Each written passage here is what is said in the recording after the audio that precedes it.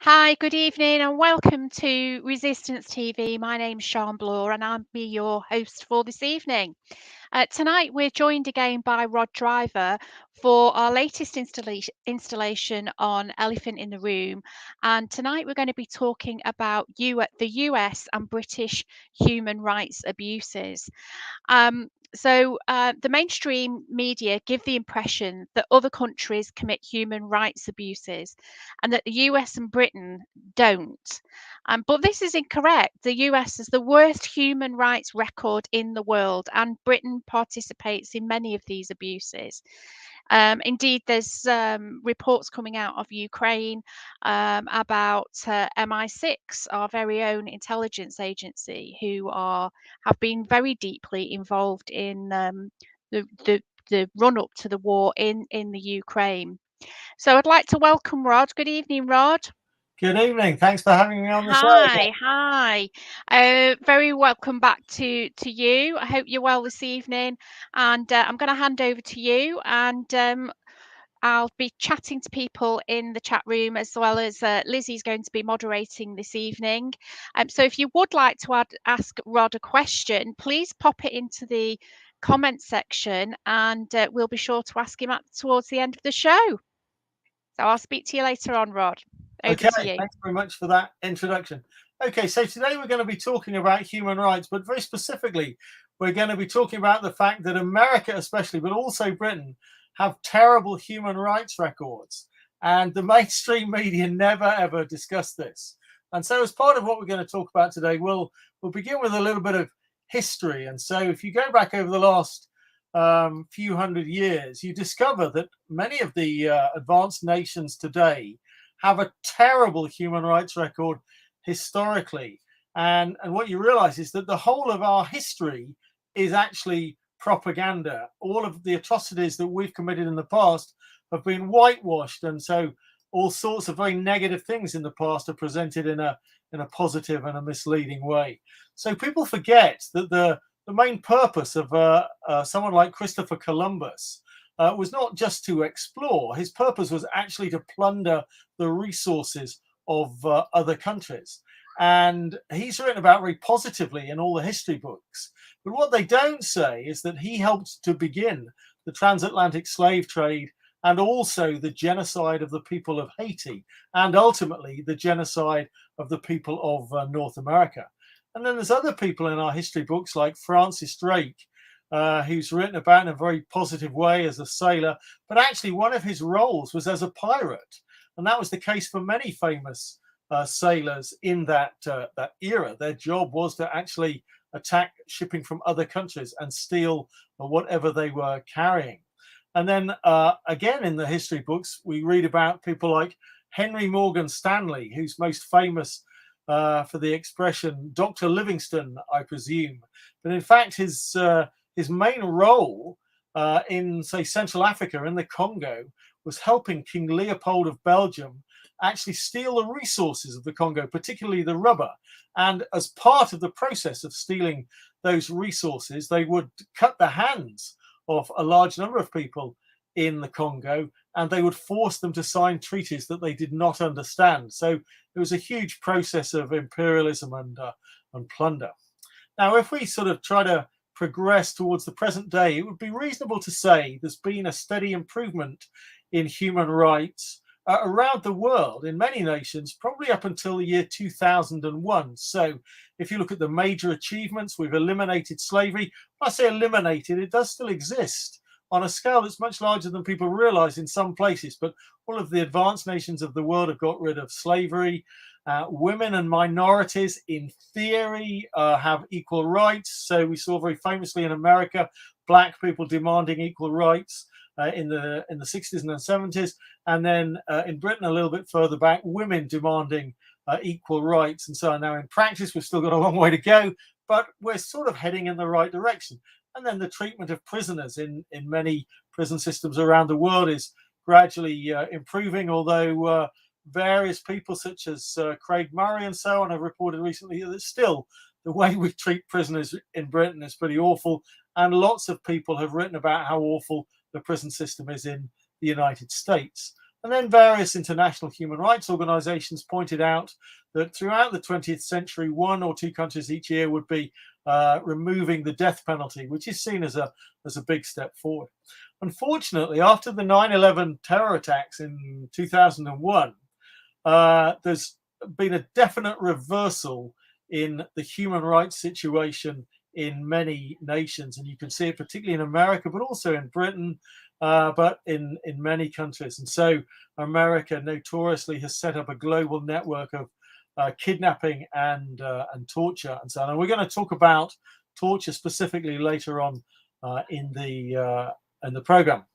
Okay, so if we go back to the middle of the 20th century, to the period just after World War II, a lot happened that in theory should have made quite a difference to the human rights of people around the world. So in 1947, the United Nations came up with the Universal Declaration of Human Rights. And this is a surprisingly large number of rights that we are all, in theory, entitled to. And it includes things like the right to life, freedom from torture or slavery.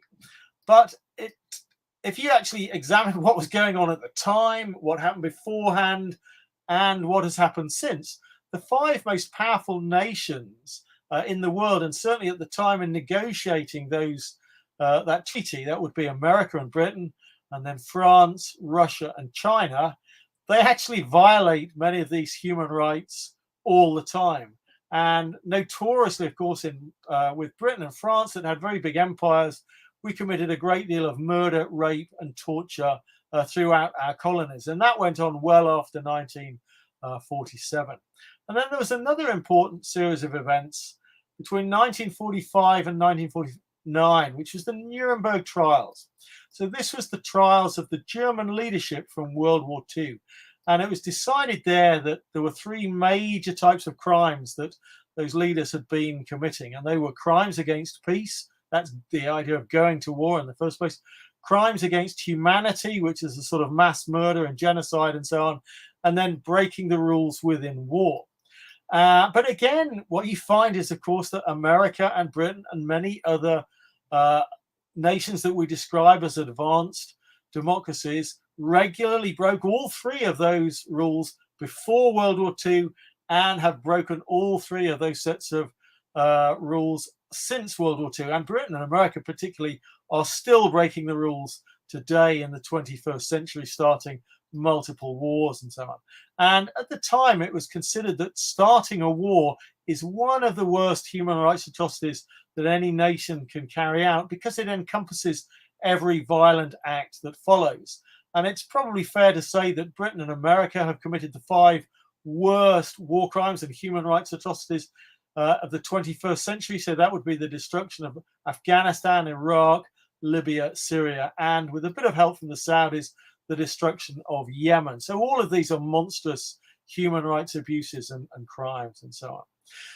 So if you watch the mainstream media, you'll start to realize there's a great deal of propaganda about human rights. And there's a sort of unstated assumption when they talk about human rights that it's what a government does within its own borders. And they're forever criticizing North Korea, Iran, China, and so on. But in fact, you also need to include what a government does outside its own borders. And these are rarely talked about. But once you start looking at human rights by a government outside its own borders, then it becomes obvious that Britain and America are the worst human rights offenders because they start so many wars, they overthrow so many governments, they support so many mass murdering dictators who've committed genocide and mass murder and so on. So this is a sort of unstated assumption about human rights that we need to get beyond. We need to recognize that what our government does all over the world all counts as human rights atrocities. And so war, for example, is mass murder, and it violates the basic principle of the right to life, which is one of the most important rights in the UN Declaration. So if you watch the media and you watch coverage of any British or American war, they show videos of precision-guided weapons always hitting their targets, but they're not showing you the enormous numbers of the bodies of women and children who've been slaughtered in many countries. And so very famously, Noam Chomsky, the famous critic of US foreign policy, states in many interviews and in much of his writing that every single US president since World War II would have been found guilty of very serious crimes if they were judged by the same standards as the Germans were judged at Nuremberg. And so we have a system that sometimes called victor's justice. Basically, America and Britain are so powerful in world affairs that they're considered untouchable. So although the idea of a crime of aggression, invading another country, is a crime in international law, that doesn't exist in US or British law. The criminals themselves have decided not to label it a crime in their own legal systems. So if we look at a couple of the worst examples of what America actually does when it's operating militarily, we go back to 1991, and there were two very famous or notorious incidents. So remember, what happened in 1991 was that Saddam Hussein and Iraq attacked Kuwait, but shortly afterwards their military withdrew. There was a ceasefire, and there was a famous incident called the Highways of Death. So large numbers of Iraqi soldiers were withdrawing from Kuwait to Iraq, and an American spokesperson, his name was Marlin Fitzwater, gave an assurance that the Iraqi soldiers leaving Kuwait would not be attacked by American soldiers. But in fact, on multiple parallel roads heading into Iraq, the American military attacked and slaughtered huge numbers of people. And on the most famous road, there were different incidents on each road, but in the most famous one, there were approximately 2,000 vehicles in a long queue, if you like. And the vehicles at the front were destroyed, the vehicles at the back were destroyed, and then American airplanes just flew up and down all day, blowing everything up and slaughtering everyone. And there was soft sand at the side, so the vehicles couldn't easily leave the road. So the American pilots themselves described this as a turkey shoot, and lots of American soldiers turned up very soon afterwards to try to bury the bodies before reporters arrived. One or two reporters did arrive very quickly, and they witnessed what was going on. So that was a mass slaughter. The people on the ground were basically defenseless, and they'd been told they would not be attacked, but America slaughtered them anyway.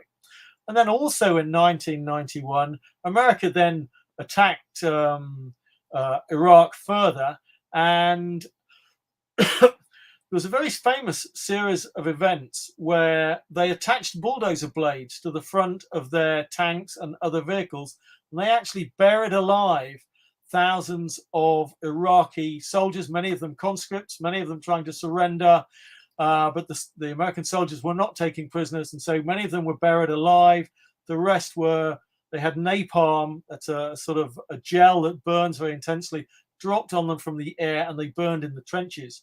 And the staff of the American general, Norman Schwarzkopf, who'd been leading these attacks, estimated that between 50 and 70,000 Iraqis had been killed in approximately 70 miles of trenches. So this is mass slaughter on an enormous scale, but of course it's never mentioned by the mainstream press. Whereas if you watch mainstream press coverage of what other governments do, so let's go back to 1995 and a very famous incident called Srebrenica, which is part of the former Yugoslavia. 8,000 people died in Srebrenica, and everybody in the mainstream press labels this as genocide. But in fact, this was what happened in terms of the death toll was tiny in comparison to the slaughters that the Americans had carried out earlier. And interestingly enough, the events in Srebrenica were remarkably similar to later events in the Iraqi city of Fallujah in 2004, where American soldiers surrounded the city and then killed everybody inside. And the assault on Fallujah was so intense that it's actually been compared to the firebombing of Dresden. So some older viewers will be aware that Dresden was a German city during World War II, where Britain and America dropped enormous numbers of firebombs onto the city, and the whole city, or large parts of the city, were ablaze. So just a giant inferno. So Fallujah was compared with that. So this was a monster slaughter again by the American military forces. But again, the mainstream media ignore this, but yet still to this day, they will talk about what happened in Srebrenica as genocide. So various critical writers have pointed out that once war begins, there really are no rules. The rules are broken all the time. So one writer, somebody called Jean Bricmont, wrote a book called Humanitarian Imperialism, and he did a rather nice analogy. He said that discussing the rules once the war has begun is a bit like debating whether or not a brutal, violent rapist should have worn a condom. The crime is a brutal, violent rape. Similarly with war, the crime is to go to war in the first place.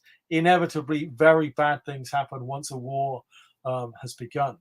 But debating the rules within war also fits in with the propaganda system because it enables powerful leaders who've taken a country to war to shift the blame onto individual soldiers who might have committed individual atrocities. And we saw this type of blaming going on in Vietnam, but also we'll talk about one or two examples in Iraq in a few minutes. So it avoids discussion of the real culprits who committed the most important crimes.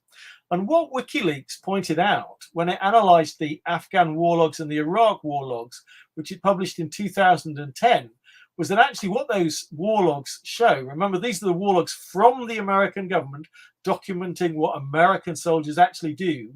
American soldiers are murdering people in war zones day after day after day. That actually an American occupation is simply a never-ending series of war crimes committed by the soldiers. So murder, maiming, and torture was going on every day. And then the soldiers would find ways to cover it up. So if they shot somebody, they would plant a weapon near to them to pretend that that person was a threat to them, and so on.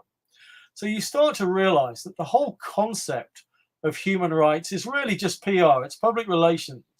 So the British and American governments ignore human rights whenever it suits them, and they'll talk about human rights again whenever it suits them. So we support insane, genocidal dictators, mass murderers, torturers all over the world when we want to.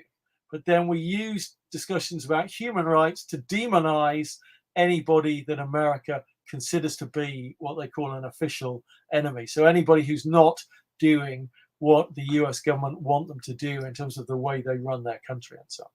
So that's a general overview of the sort of state of the world. Now I'm going to, the second half of the talk about two specific things, two particular types of human rights atrocity. One is torture, and then the second one I'll talk about is sanctions, which many people don't recognize as a huge human rights atrocity. So if we focus first on torture, so many writers, many philosophers have said over the years that how we treat our prisoners is quite a good measure of how civilized a nation is. And torture is considered such an extreme crime in international human rights law that it cannot be used under any circumstances, even in war. There are no exceptions. Now, most people assume that Britain and America don't do it, although people have realized, of course, that America is doing it in places like Guantanamo Bay, which I'll talk about in a second. But it's important to understand that Britain used it widely throughout its colonies, and that went on right up until the 1970s, at least up until the 1970s. And then Britain pretends that it's not involved with doing it now, but actually it actively supports torture by others, and our intelligence agencies are present when torture is being carried out. So if we look at Guantanamo Bay, this was the famous, I'm going to use the word concentration camp because that's what it is. It's a place that's described by lawyers as a legal black hole.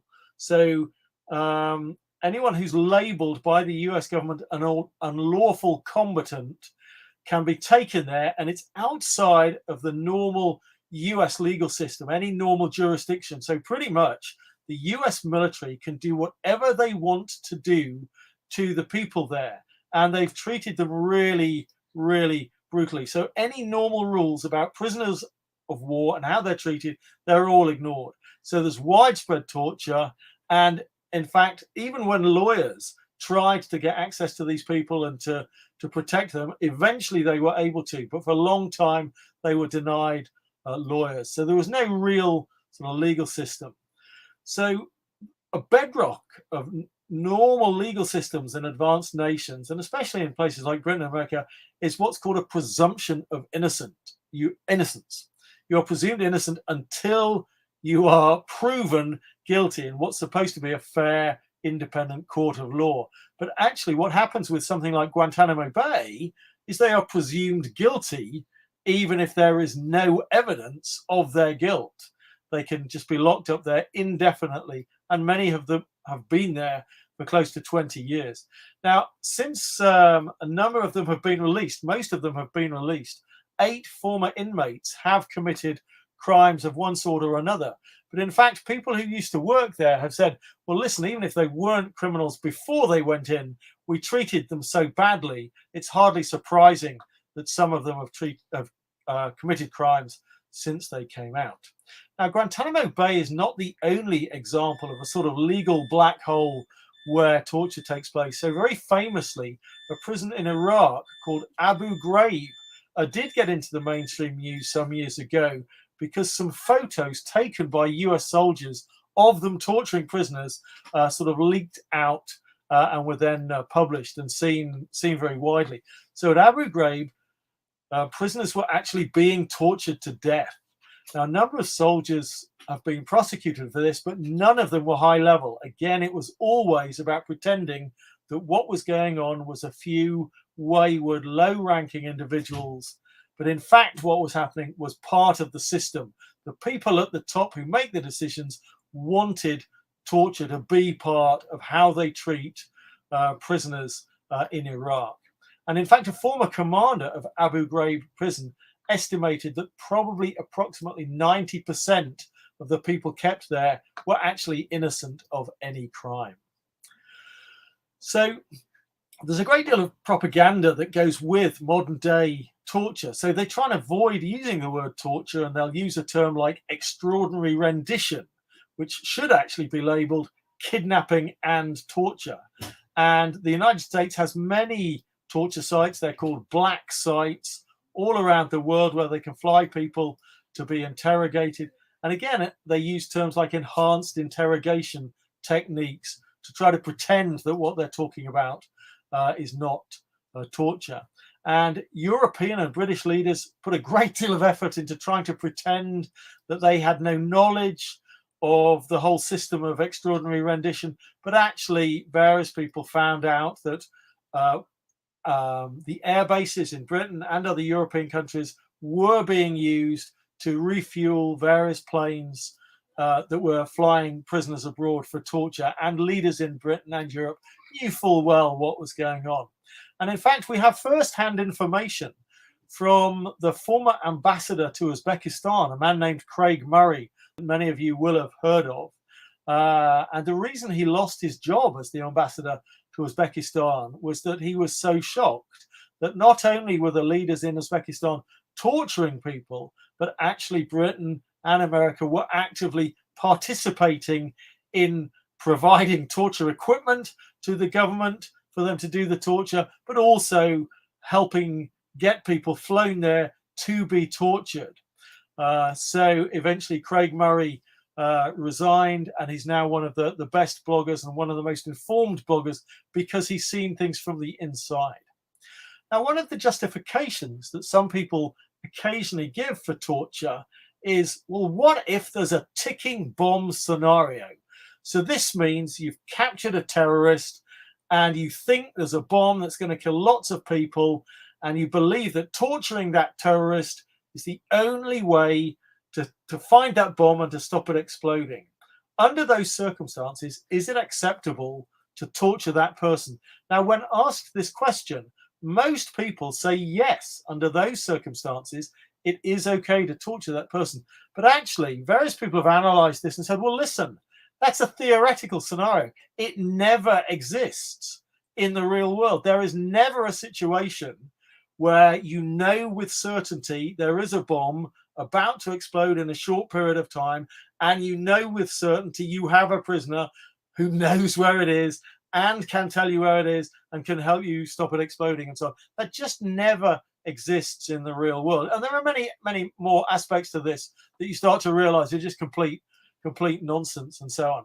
So what you start to realize is that torture is rarely about information. In fact, all the evidence from torture historically is that people being tortured will say whatever the torturers want. So they're always getting false confessions and so on. So in fact, torture is much more about ruling through fear. Torture occurs when governments do not have the consent of people they are governing. And so this happens a lot when the Israelis are torturing Palestinians, but it's also when American soldiers and British soldiers are occupying Iraq and Afghanistan and Libya, Syria, Yemen, and so on, that we see torture occurring. So that's torture. The other thing that I want to talk about as a specific human rights abuse is what's called as sanctions. And some people call this war by other means. So sanctions means putting limits on trade with a country to force it to change. So, for example, between 1991 and 2003, for a period of about 12 years, there were very, very strong sanctions on Iraq. And medicine was blocked, equipment to maintain basic services like sanitation systems, that was blocked as well. And huge numbers of people died. And in fact, various bits of research said what tends to happen when those sort of medicines aren't available and when basic services aren't available, it's the most vulnerable who suffer. And this includes children. And at one point, the sanctions on Iraq were labeled as infanticide because possibly as many as 500,000 children died because of those sanctions. And at different points in time, 2 United Nations commissioners for human rights resigned because of these sanctions. Now, Britain and America and their spokespeople always said, well, it's not the sanctions that's the problem. It's what Saddam Hussein, the leader of Iraq, does in response to the sanctions. But in fact, in 2007, an insider in the US government, a guy called Carney Ross, gave a statement to Parliament saying, and I'm going to read out his quote, "The weight of evidence clearly indicates that sanctions caused massive human suffering among ordinary Iraqis, particularly children. We, the US and UK governments, were the primary engineers and offenders of sanctions and were well aware of this evidence at the time, but we largely ignored it or blamed it on the Saddam government. We effectively denied the entire population a means to live." So that statement is very important for 2 reasons. Firstly, it's saying how dramatic the effects of sanctions can be. It really can kill large numbers of people. But also, he's talking about the way the British and American governments lied about how dangerous those sanctions were. And in fact, sanctions are still being implemented against multiple countries. They're being used against Syria, against Venezuela, against Iran. And in some of those countries, they are having serious consequences. So the next time you hear a politician appear on the news saying, oh, bad things are happening in Venezuela, we have to go and overthrow the government, the correct response is to say, actually, let's just stop the sanctions and let's stop trying to overthrow the government. And then let's work with the government to see if we can improve the situation. So it's ironic that we claim, our governments claim, that they do sanctions when other countries have terrible human rights records, when in fact, the British and American governments support many of the countries with the worst human rights record. And in fact, various leaders, various members of the US government under President Carter admitted that actually some countries are off limits. That means they're so important to the United States in terms of how it operates internationally that you cannot criticize them. And at the time, that included Saudi Arabia. That would still be the case today, but it also included South Korea and Taiwan, which were run by dictatorships in the past.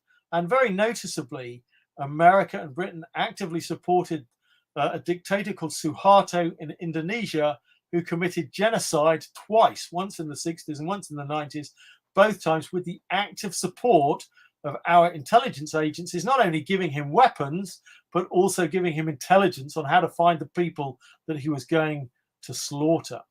So it's important to recognize that any criticism our leaders make of another country's human rights record is complete nonsense. That our leaders don't care about human rights at all. They're using it when it suits them. And one of the things that people have noted over the years is that over and over again, our government will be supporting another government overseas that's committing atrocities, and our government will just deny all knowledge. So famously, in the 1970s, there was a dictator called Idi Amin who was slaughtering people. The British government was actively supporting him in the first part of his reign. And then perhaps most notoriously, although this is not discussed very widely, again in the 1970s, Cambodia had a government called the Khmer Rouge and a dictator called Pol Pot, and they were committing genocide. And again, Britain and America were supporting them early on during the genocide. Now, I just want to finish with one slightly different point, but it's an incredibly important point. So often we talk about human rights in relation to war, and then our governments talk about human rights in terms of freedom of the press, freedom of association, and so on. But in fact, this latter group of rights, such as freedom of the press, to my mind, are what I would call second-tier rights. So there's a much more important block of rights, which is never discussed, and these are economic rights. So in the UN Declaration, it includes the concept of security of person. Now, this doesn't just mean the right not to be shot at by an invading soldier's gun. It also means the right not to starve or die of preventable disease. So, and it means the right not to die because you can't get enough food.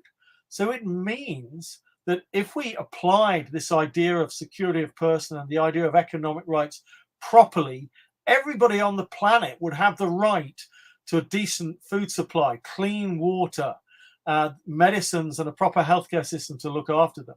But in fact, among advanced nations, there is never any discussion about economic rights, and yet we should see them sort of right at the top of all the rights that we should be talking about.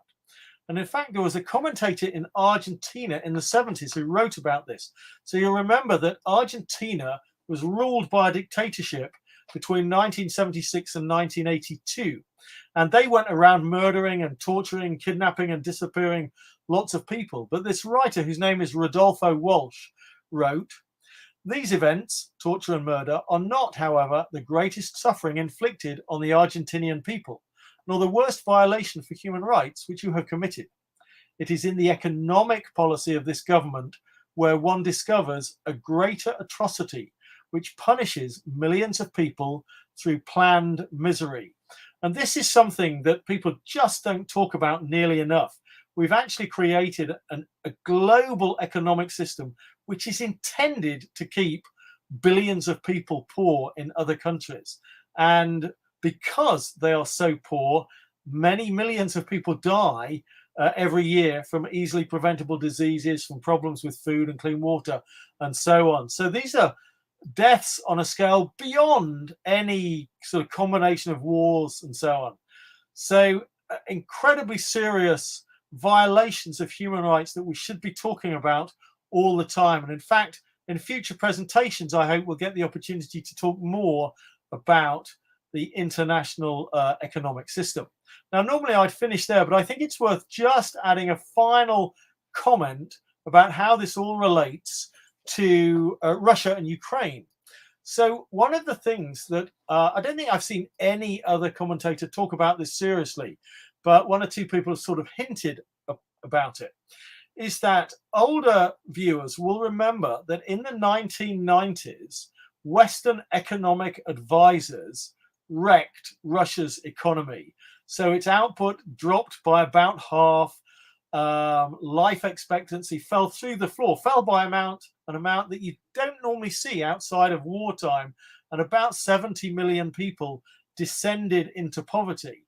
And this is because we were forcing them to adopt an economic system that could not possibly work for them at the time. And so we completely ignored their economic rights. Now, people in Russia, and Vladimir Putin particularly, I suspect, are well aware that America would very much like to do this all over again to Russia and the Russian people if it ever got the chance. And that making Ukraine a part of NATO is a step towards one day attempting to do that again. And this is one of the reasons why the Russian people and why Putin and the Russian leadership are so concerned about what might happen in the future, and why, one of the reasons why they are taking the actions they are taking in Ukraine to make sure that never happens again. Okay, I think that's probably a good time to stop for tonight and open up for Q&A.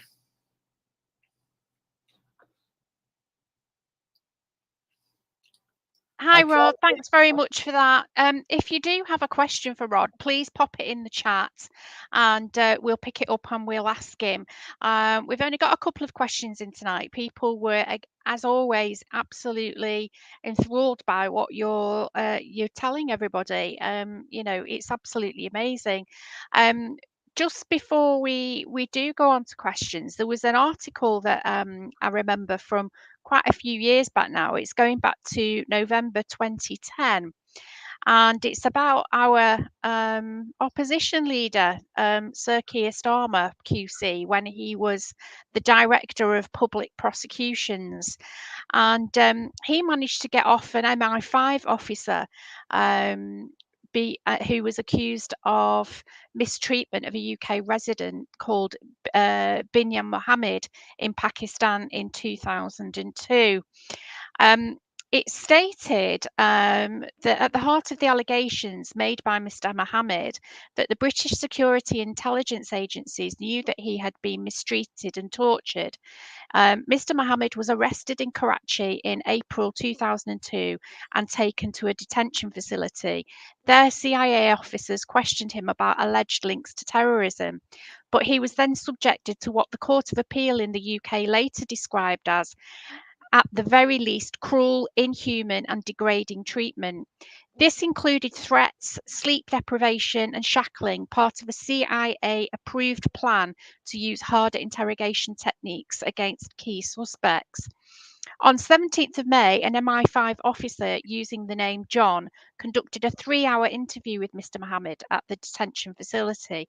Mr. Mohammed says that during his interview, which was also attended by a US agent, he was told that he could be removed from the facility and taken somewhere else to be tortured by, quote, the Arabs.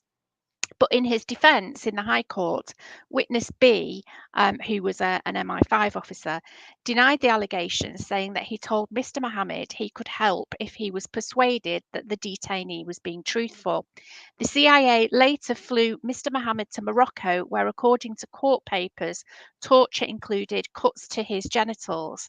In a statement, MI5's Director General Jonathan Evans said, "I'm delighted that after a thorough police investigation, the Crown Prosecution Service has concluded that witness B has no case to answer in respect of his interviewing of Mr. Binyam Mohammed." It was the Keir Starmer QC, who was the director of public prosecutions at that time, and he said there wasn't enough evidence. There was insufficient evidence to prosecute the said MI5 officer.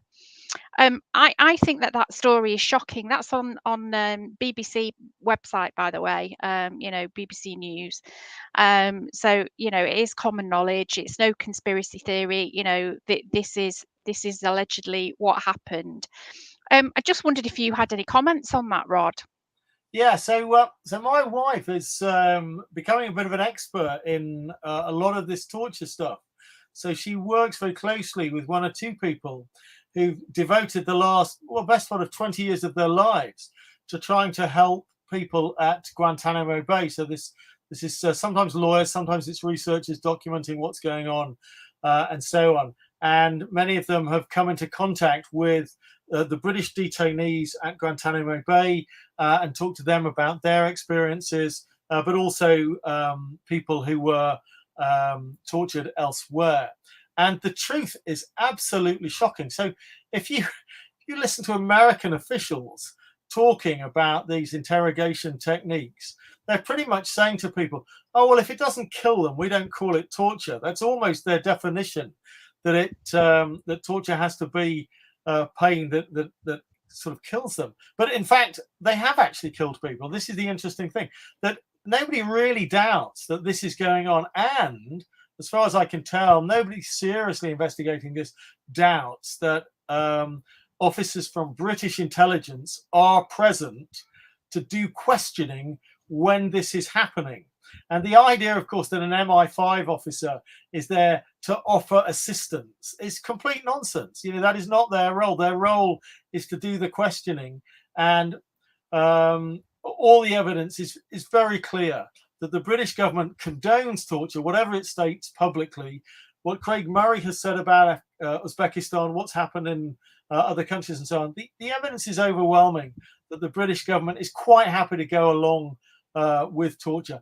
And the problem, of course, of trying to deal with this in a court of law is that it's almost impossible to prove unless you get a very, very high-level whistleblower who was themselves part of the torture system, which does happen occasionally in America. There are one or two former CIA whistleblowers coming forward, but in the UK, I haven't come across that, although there may be some.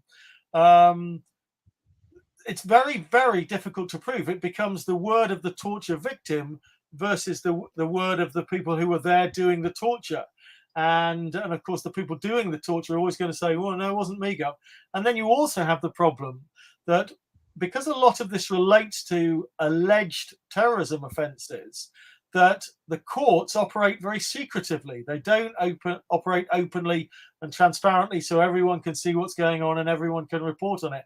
Much of the time, what's happening is happening in secret session. They don't want the identity of the MI5 or MI6 or CIA officer to be made public and so on. So it's just impossible to know. And I think the British intelligence services particularly have an amazing track record of being able to cover up their crimes.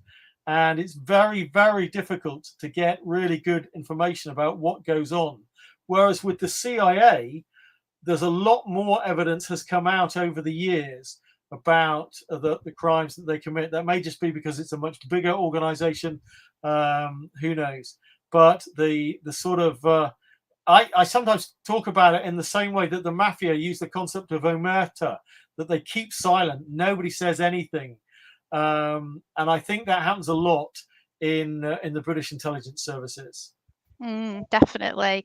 Can we bring Lizzie in now, please, Gaz? Hey, Lizzie. Hi. Everybody. Hi. Well, everybody's been engrossed. Everybody's been engrossed, of course. And there are a few questions. Let's have a look and see what we've got. We've got, I wonder, is there an intellectual satisfaction or sense of, say, a perverse feeling of dominant thrill to the acts that have been discussed here tonight? Do you think that the elite echelons and trickling down to the troops, are they getting some kind of thrills out of torturing and doing this to these people?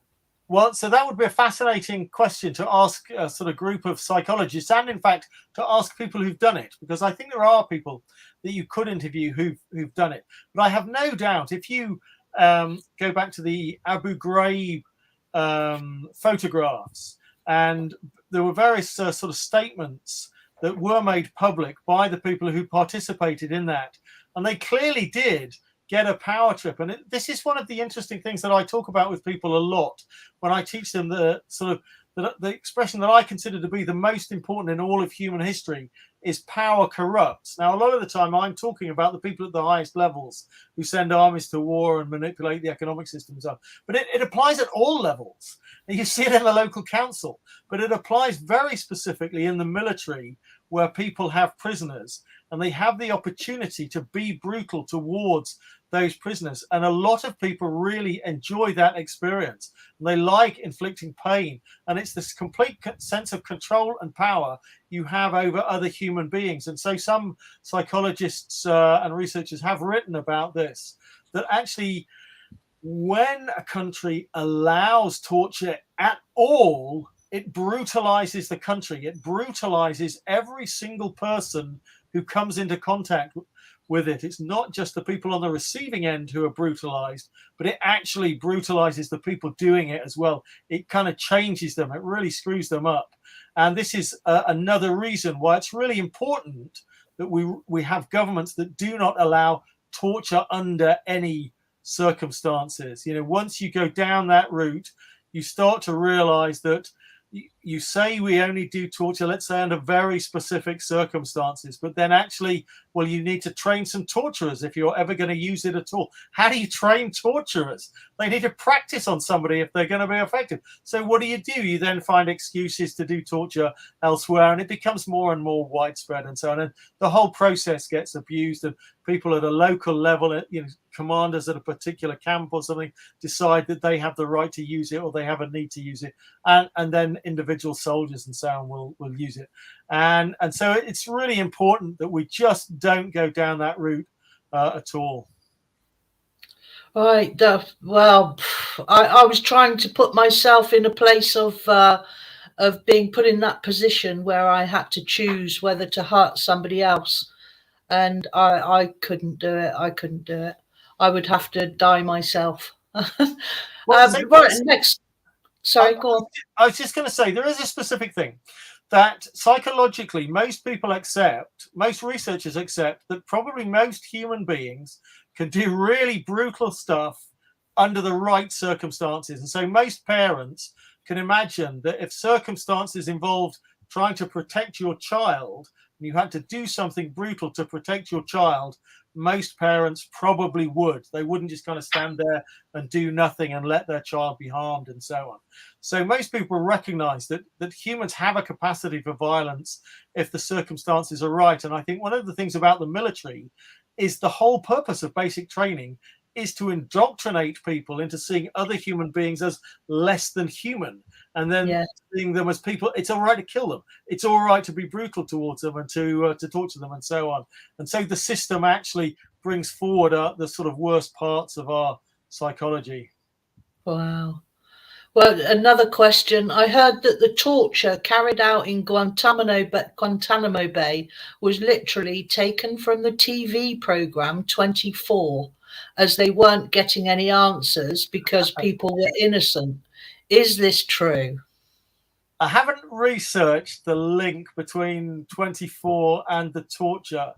It wouldn't, it wouldn't surprise me if an individual saw something on TV and thought, oh, I can use that. I think torture techniques go back thousands of years. You know, they've been using thumb screws and all sorts of things over the years. And many of those historical torture techniques were devised to make it look as if there were no signs of torture on somebody. So that's why you twist limbs and so on, and you do all these brutal things.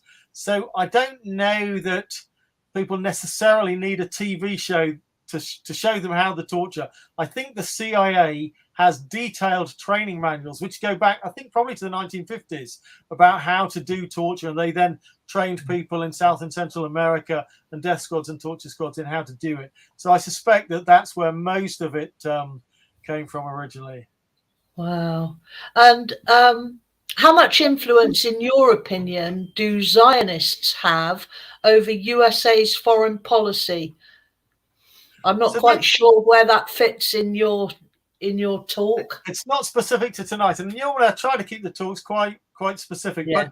But this is something that Noam Chomsky does talk about, and he uses the very specific phrase, that's the tail wagging the dog. You know, at the end of the day, Israel depends on the United States to be kind of what Israel is today. Without the go-ahead from the United States, it couldn't do what it does. So whilst there is a great deal of lobbying in both America and Britain by representatives of the Israeli government, it's definitely the case that the American government ultimately calls the shots. I think it was in connection to some stuff that Scott Ritter has been doing. I think if you're on social media a lot, you will have seen Scott Ritter, who is a former weapons inspector, former US Marine. He's done all sorts of stuff. He's worked at the very, very top of the military and with the top generals. And he's been putting his opinion out on what's actually going on in Ukraine at the moment. I think it was in connection with something that Scott Ritter has talked about in relation to Ukraine and the nationalist aspect that's happening there, and the influence that Zionism has had on that. And of course, Scott Ritter's still being silenced by many, with the smear against, or the allegations against him of misbehaviour. So, you've got to be very careful about what you say and who you say it about. For example, we've got a question here from somebody on Unity News watching tonight. Has the Trilateral Commission anything to do with this? You were talking about Starmer. So I can't comment specifically on the relationship between the Trilateral Commission and Starmer. So I think he's a member of another organisation called the Atlantic Council that I've come across, but it's not an area that I'm an expert in. So it's probably best if we leave that. I personally couldn't give a good answer to that.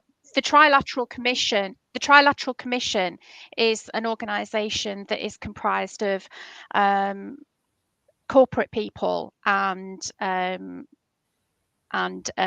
intelligence agency staff, and I don't know whether Starmer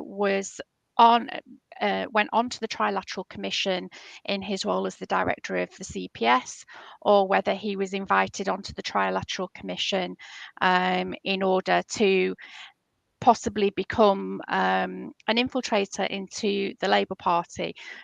Unfortunately, we will never know. You can only speculate on these things. But the Trilateral Commission itself is one of these organisations that are not transparent. We don't really know what they do, but it is a combination of corporate people and intelligence agencies from here and from the US. Yeah. Well, and we've got a number of people, including myself, finding the relationship between sanctions imposed on other countries and sanctions that we impose here on people who are on benefits. People who are on benefits are regularly sanctioned for up to 3 months, 6 months, 9 months, a year, 2 years, 3 years. For these lengths of time, they are allowed no money whatsoever. So they are made homeless, they are made destitute, they are made suicidal.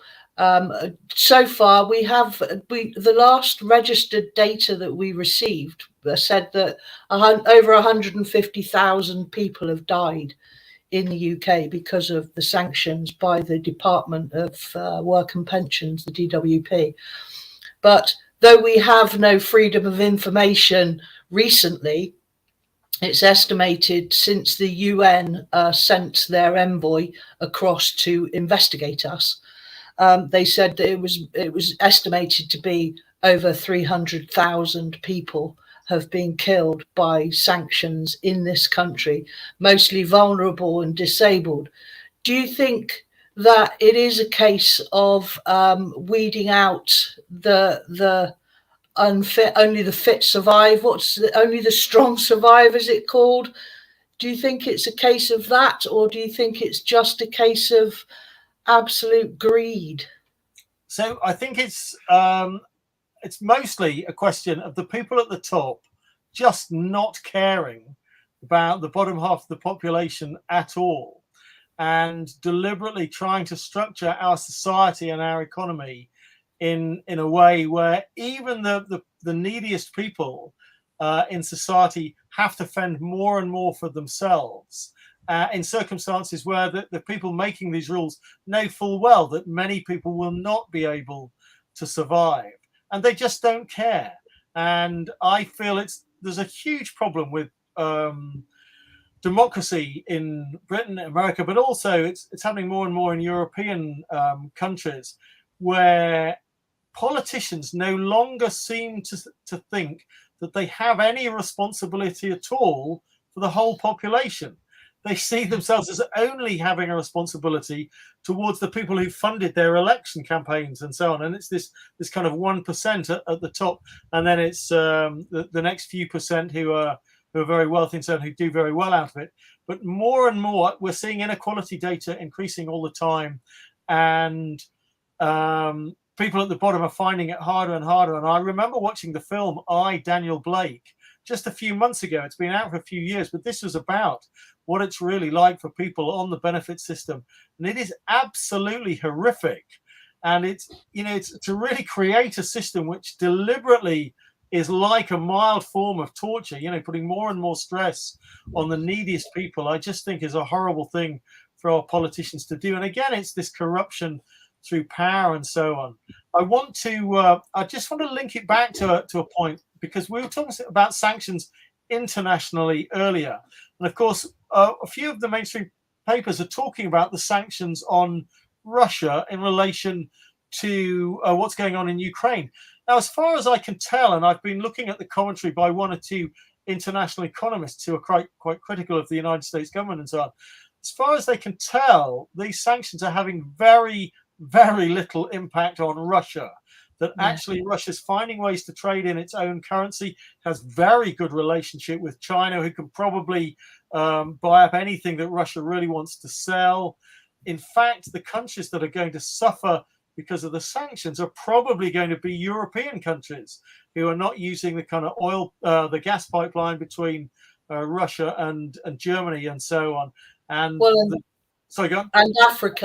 And Africa, who get their supply of wheat from Russia, they are already suffering really badly. Starvation, the price of wheat has gone up, doubled, tripled, and people just simply can't afford to eat.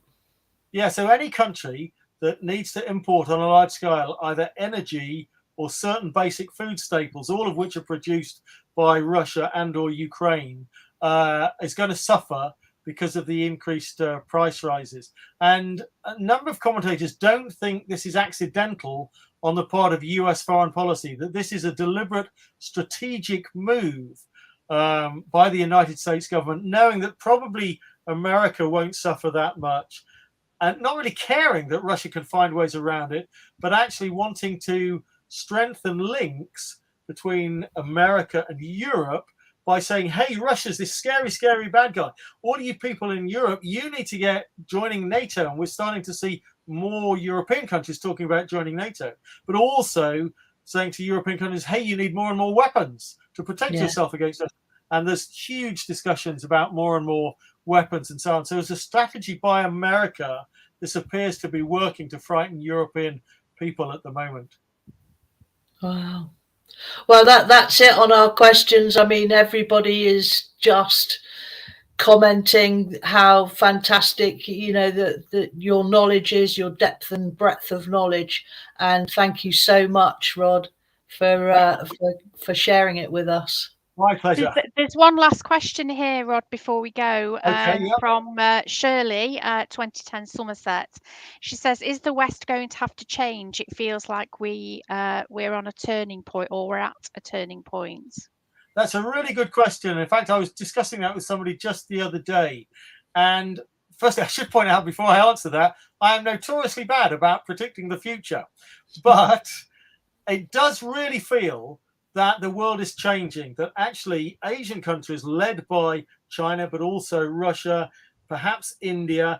We're seeing interesting events in Pakistan where Imran Khan may have been overthrown, but there's mass public protests because they're supporting him and so on. Again, which would be another American-backed coup, just like the attempted one in Venezuela. So Pakistan was trying to form stronger links with Russia and China, and the Americans didn't like that. So there's a lot going on. I think the balance of power is shifting. One of the things that's always been important is the role of the American dollar as what's called the world's reserve currency. Now that Russia's trading energy in rubles, that is suddenly changing. I think America is losing its power, but it'll take a while to do so, and the transition could be very unpleasant. Yeah, definitely, and I think it all ties into they wanting to change us onto a digital currency. So maybe that's something we could talk about in a future episode. I want to thank everybody. Because God would have to then research digital currencies, and he's already said that's a whole other world. Well, maybe we can get somebody on who's already done the research on that. I want to thank everybody for joining us this evening in the chat. It's been brilliant again this evening to talk to everybody. Don't forget to leave us a like, as it really does help this channel to grow. It enables the algorithms on YouTube to make us seen by more people. So please leave us a like, leave us a comment. We do always read comments that are left. That also helps us.